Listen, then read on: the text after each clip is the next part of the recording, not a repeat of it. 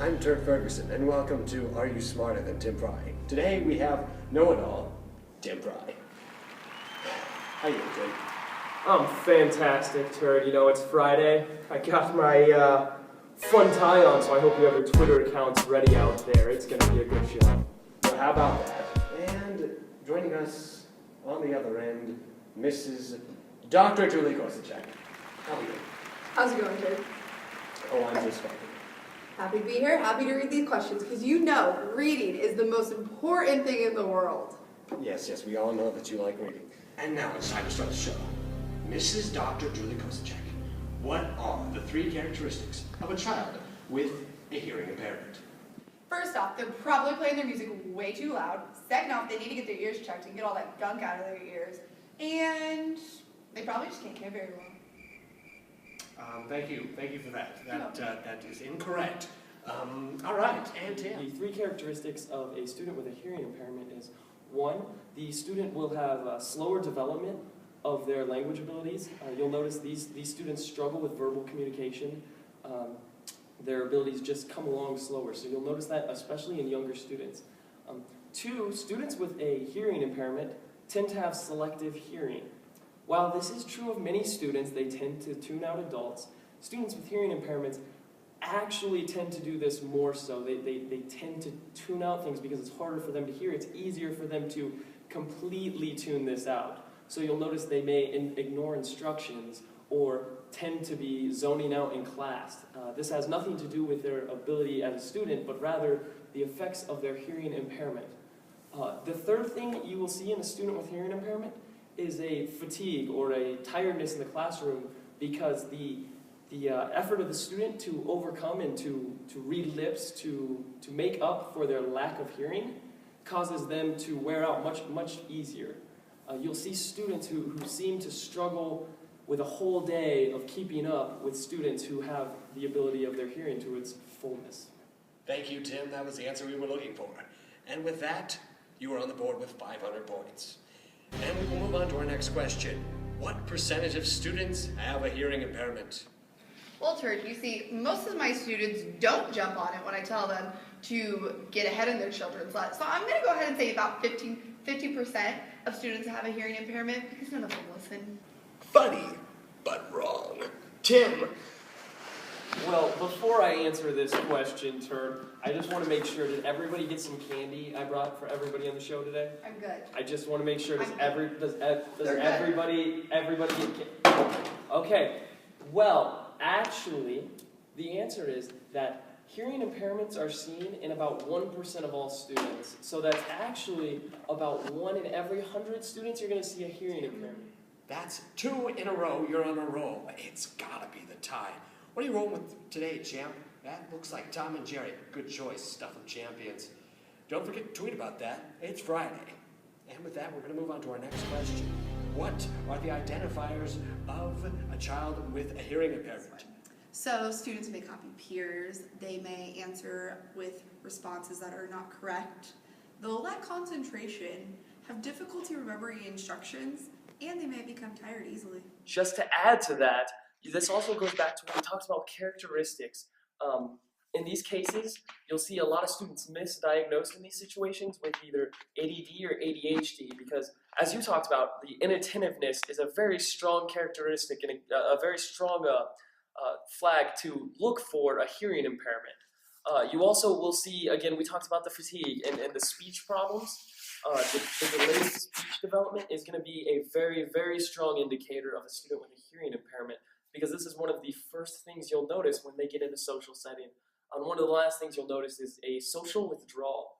For a student with a hearing impairment, it can become very hard to connect with students who do not understand or have the patience to learn how to communicate with them. So in a lot of cases, you'll see social withdrawal, and it's very important to step in and make an effort at this point. Tim, right again. He's just straight fire, ladies and gentlemen. After a 24th straight appearance on the show, Tim really just has an undeniable swagger about him. Meanwhile, Julie, it seems like your binders have led you astray. I'm Turk Ferguson, and we'll be back right after these short messages. Stay tuned. And we're back with Dr. Julie Korsacek struggling behind our incumbent winner, Tim Frey. Let's see what happens Mrs. Dr. Julie Kozacek, what is the impact of this disability on cognitive functioning? Well, Turt, a student with a hearing impairment, it shouldn't affect their reading level, and reading's the most important cognitive function, so I'm going to say none. Actually, when hearing is compromised, our cognitive system must work harder to take in input data. This goes back to what we talked about with students being fatigued in the classroom.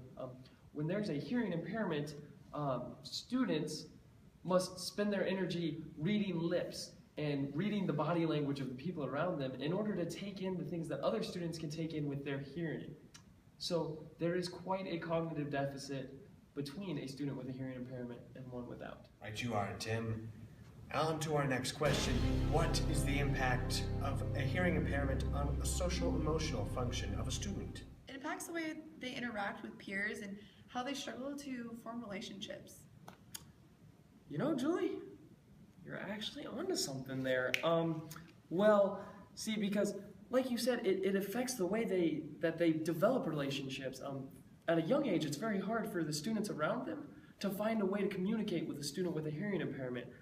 This definitely affects the way that they have relationships and create friendships from a young age, and from there it just builds.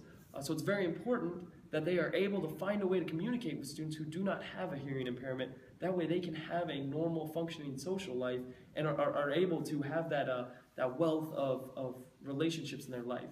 Right you are. Tim and Julie, congratulations, you're on the board. And now for our next question. What is the impact of this disability on day-to-day functioning? And the day-to-day functioning that's affected by the hearing impairment can be anything from the very simple things of listening to instruction from a parent to when they get to school, hearing what a teacher's trying to tell them, hearing the curriculum that they're supposed to be learning. It affects the way they work in a classroom because everything for them must be visual. That means that this is a much different classroom than you would need to set up for a student who had the ability of a full hearing. All right, and on to our final question. What are the controversial issues surrounding the education of a student with a hearing impairment? Well, Mr. Ferguson, Actually, specific adaptations need to be implemented in those general education settings so that students who are deaf or hard of hearing are able to learn, participate, and demonstrate what they're capable of doing. And the education of individuals who are deaf or hard of hearing has existed for centuries in the United States and outside of the U.S. Unfortunately, the ongoing debate about how as well as where to educate these students with the hearing loss has also overshadowed great work that has been accomplished by professionals, family members, and individuals who are deaf themselves.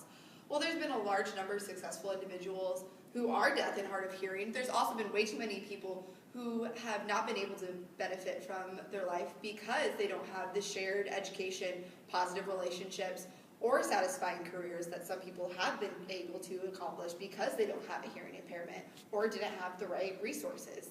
Hopefully there has been heightened understanding that all humans, whether or not they have a hearing loss or not, are diverse, complex, and their specific needs are being met.